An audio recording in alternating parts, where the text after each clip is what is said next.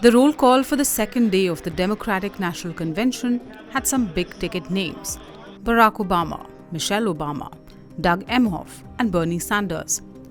But a few other faces stood out all the same, since they were Republicans who jumped across the aisle and are now supporting the Democratic Party's candidate. I'm a lifelong Republican,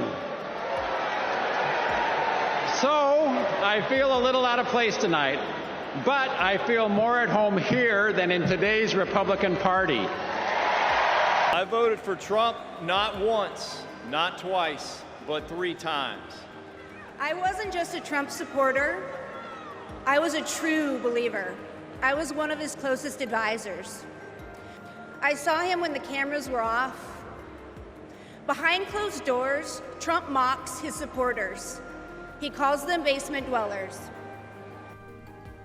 Stephanie Grisham has seen Donald Trump from close quarters. As his former press secretary, she had a ringside view to what happened inside and outside the Oval Office. He has no empathy, no morals, and no fidelity to the truth. He used to tell me, "It doesn't matter what you say, Stephanie. Say it enough and people will believe you." And then she had had enough.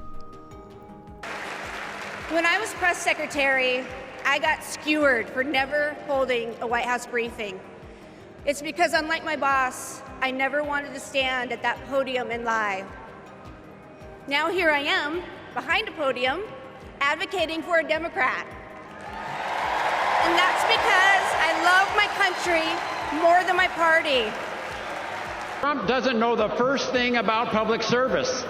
Like a child, he acts purely out of self-interest.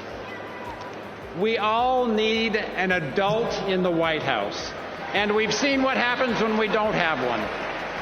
I have an urgent message for the majority of Americans who, like me, are in the political middle. John McCain's Republican Party is gone, and we don't owe a damn thing to what's been left behind. And until 2 years ago, I was a full-fledged member of MAGA. I believed Trump. I was a MAGA pundit. I had my own podcast. I was in a state of panic, terrified that Democrats were destroying our country. When the pandemic hit, we needed leadership, but we were given almost nothing. It was a major betrayal to the country. So I finally stepped outside the MAGA echo chamber. I stopped listening to what Trump said and looked around with my own eyes. And I realized he had been lying about pretty much everything. Lying is Trump's toxic superpower. He's ripped apart families, communities, our whole country. So this is my message to all the Republicans and independents who are watching. People like me who voted for and believed in Trump. I made a grave mistake, but it's never too late to change your mind. You don't need to agree with everything you hear tonight to do what is right. For more such videos, subscribe to our YouTube channel, hit the like button, and follow for more news updates.